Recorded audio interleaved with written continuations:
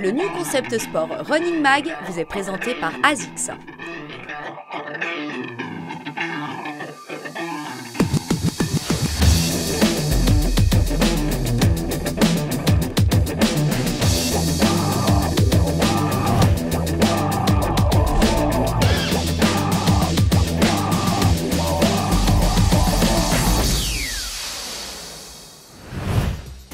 Salut à tous, le Running Mag est de retour pour ce début d'été avec un programme qui va vous donner des envies d'évasion.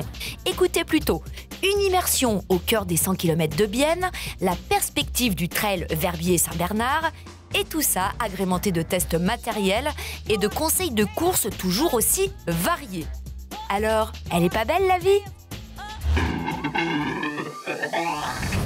Alors aujourd'hui, on ne va pas parler d'une pathologie en particulier, mais on va s'intéresser à un point qui est extrêmement important dans la prévention des blessures, c'est la technique de course et en particulier la pose du pied au sol.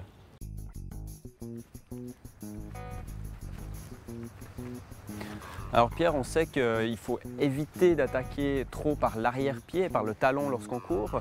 Donc pour ça, on va avoir toute une série d'exercices qui vont te permettre de transiter ta course plutôt d'une attaque talon vers une attaque avant-pied.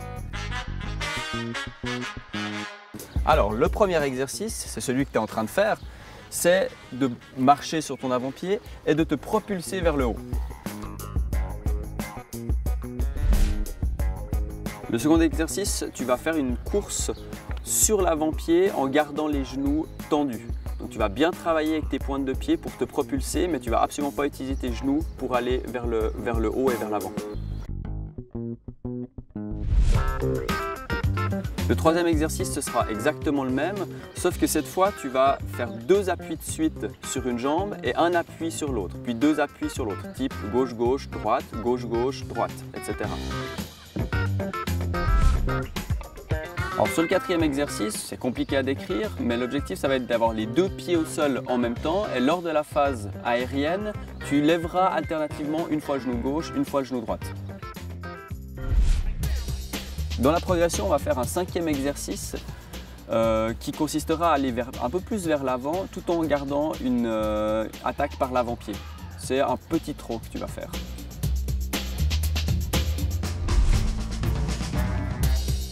Et puis finalement, on va passer à un exercice un peu plus contraignant pour ton avant-pied, c'est le skipping, où là tu vas vraiment monter tes genoux le plus haut possible, tout en restant solide sur ton avant-pied à chaque fois que tu seras au sol.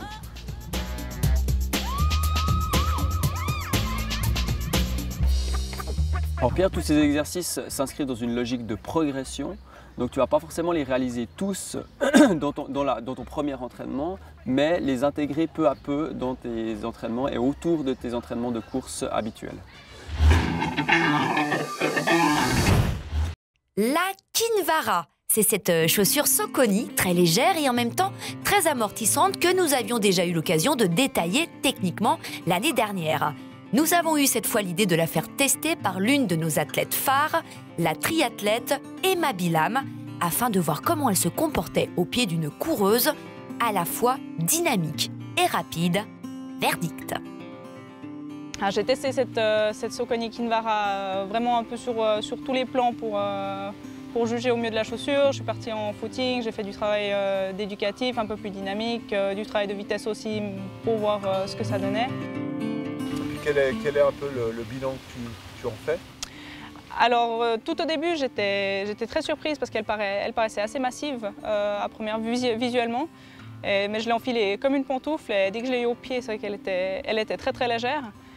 Et en partant avec, tout d'abord pour un petit footing, c'est vrai que j'ai plutôt l'habitude de courir sur des chaussures qui sont peut-être un poil plus réactives. Du coup, elle m'a paru un petit peu molle au départ. Par contre, au niveau confort, c'est sûr que c'était très très agréable. Alors c'est vrai que moi je suis une fille, je suis assez légère, donc j'ai peut-être pas exploité, enfin je l'ai peut-être pas poussé à bout cette chaussure. Peut-être quelqu'un qui a un homme qui est un peu plus lourd, peut-être des très longues sorties à l'entraînement, ça risque d'être un peu limite, surtout que la semelle est assez molle quand même, donc je ne sais pas au niveau du comportement sur la durée, comment elle va réagir avec beaucoup d'entraînement. Je la conseillerais peut-être à quelqu'un qui n'a pas forcément des objectifs de compétition, mais qui cherche une chaussure qui est légère, qui est très confortable, et puis voilà, qui veut être bien dans sa chaussure, et puis sans toutefois chercher une performance au top.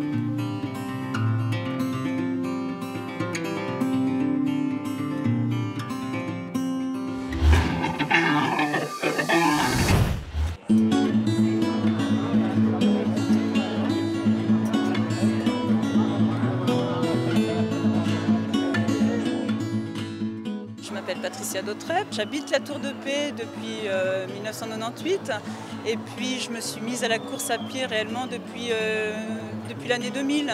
Et puis cette idée de venir courir un 100 km m'est venue, ça fait maintenant 2 ans. Voilà, la distance m'intéressait. Je me suis dit qu'un jour j'irais courir le 100 km à pied.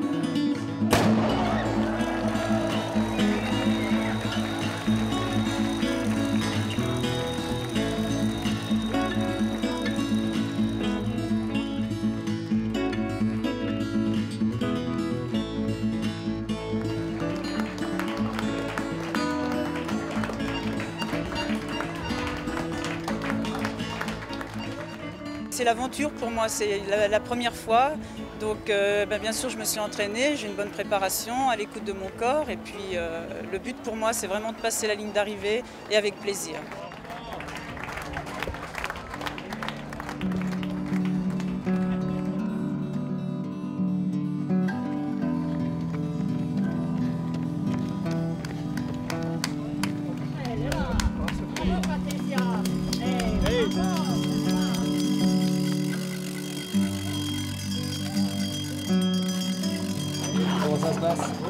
Pas trop mal, il faut essayer de gérer l'allure, parce que des fois on se trouve facile, alors voilà.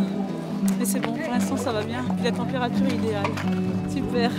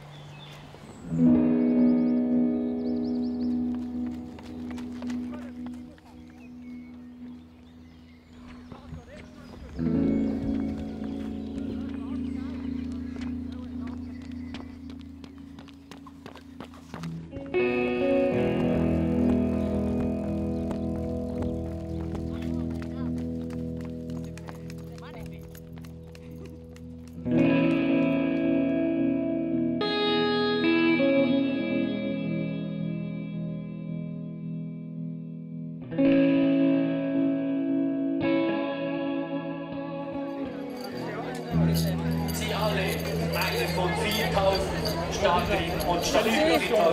Je suis heureuse. 15 derniers kills difficiles. Und Söllenmarse bleiben sich ebenfalls in die Finishes dieses 96. Spielen 100 Kilometer Lauf 1 wie auch mutige Läufer in 9-1.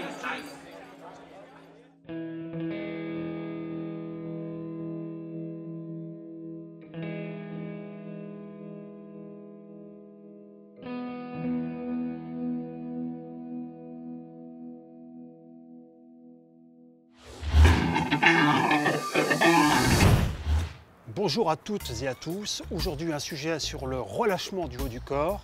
Le relâchement du visage et des épaules va conditionner l'ensemble de relâchement de la foulée dans la pratique de la course à pied. Démonstration. Salut Pierrot, tu vas nous montrer ce premier exercice de relâchement des mâchoires et des épaules. Pour cela, tu restes les bras le long du corps, s'il te plaît. Tu vas sautiller sur place en laissant bien monter et descendre tes épaules. Voilà, laisse bien monter et descendre les épaules plus hautes. Et le visage et les mâchoires aussi. Voilà.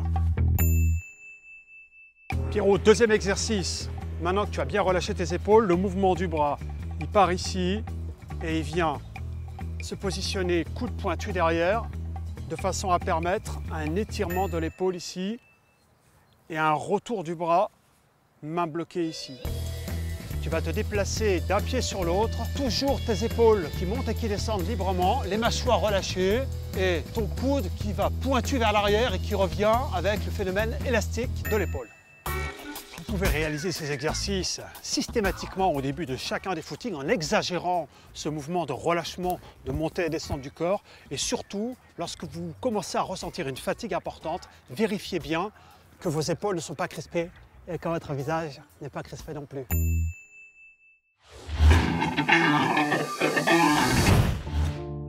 La Phoenix 2, dernière née des montres Garmin, offre la possibilité de s'adapter à l'ensemble des sports d'endurance. De la course au triathlon, en passant par les activités de montagne que sont la randonnée ou encore le trail, mais surtout, elle propose en parallèle une gamme extrêmement complète de fonctions analytiques. C'est la composante de 3 de nos montres les plus performantes qui nous permet d'avoir des analyses complètes de toute notre performance, allant de la vitesse à la cadence, à l'allure, en passant par les fréquences cardiaques et les dynamiques de course, VO2 max. Elle te propose également l'oscillation verticale de ta foulée et le temps de contact de chaque pas au sol. Elle va calculer en rebondissement le mouvement du torse pour nous donner l'indication oscillation verticale du pied. Et ceci va te permettre 2 paramètres très importants. C'est régler tout au long de ta course une foulée la plus stable possible de manière à éviter des pertes d'énergie inutiles. Ça nous permet aussi d'éviter les éventuelles blessures ou douleurs musculaires ou d'articulation au fur et à mesure de ma foulée. Plus je régule une foulée à un niveau stable et moins je vais me soumettre à des vibrations. Et ceci se vérifie en direct sur la montre. C'est pour confort et performance que l'on est arrivé avec ces éléments-là. Fabien, notre testeur, n'est pas un utilisateur habituel de Garmin en matière de montre GPS cardio. Il a même plutôt ses habitudes dans une autre marque concurrente. C'était donc d'autant plus intéressant de lui faire essayer cette nouveauté qu'il a mise au poignet dans les contextes d'entraînement les plus variés. Alors là, j'ai pu essayer la Phoenix 2 dans le cadre du trail, du trekking et du vélo. Ce qui m'a fait penser que cette montre, c'est une montre pour ceux qui n'ont pas de temps et qui veulent en gagner, pour la bonne et simple raison qu'elle est déjà pré-paramétrée et qui se paramètre pour ce qui reste à paramétrer très rapidement. Donc, ce qui est plutôt une bonne chose comparativement à d'autres montres de marques différentes, quoi. Si tu n'as vraiment pas envie de t'ennuyer à paramétrer une montre, à passer du temps sur ton ordinateur, etc., à donner des informations qu'au final tu ne sais même pas ce qu'elles vont t'apporter, là tu as déjà une ligne directrice sur tes activités futures, quoi. Point fort, point faible. Voilà, le point fort, c'est le gain de temps. Le point faible, c'est la visibilité de l'écran en utilisation normale, en économie d'énergie. Pour ça, il faut avoir moins de 40 ans. Pourquoi ? Car le blanc sur fond noir, c'est très difficile à discerner alors qu'on est à bloc les valeurs qu'on est en train de fournir, quoi.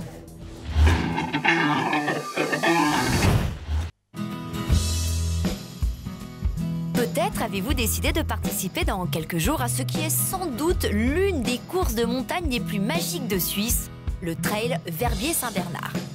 Il faut dire que depuis quelques années, les organisateurs ont décidé de casser les barrières, a priori plutôt élitaires du monde du trail, avec ses distances folles et ses dénivelés étourdissants, en ajoutant à leur programme de course une distance de 29 km et 2500 mètres, s'il vous plaît, de dénivelé reliant Lide à Verbier via le col de Mille, Lourtier et La Chaux. Barrières horaires très larges, épreuves ouvertes à quiconque, on peut donc considérer que cette course est la porte d'entrée idéale pour les coureurs désireux de découvrir le monde du trail par étapes successives. Et c'est franchement une super initiative.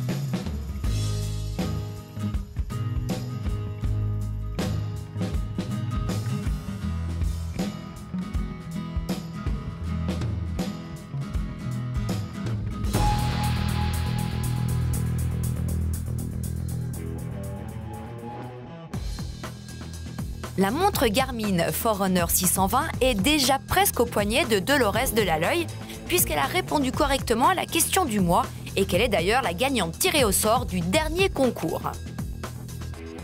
Ce mois-ci, afin de gagner 3 paires de chaussures légères Saucony Kinvara, répondez à la question suivante. quelle est la particularité de la marque Saucony? A. Elle ne produit que du running en matière de chaussures de sport. B. C'est aussi une chaîne de restauration rapide. C. La marque n'a que 10 ans d'âge. Envoyez dès maintenant votre réponse à l'adresse mag@ncssport.ch.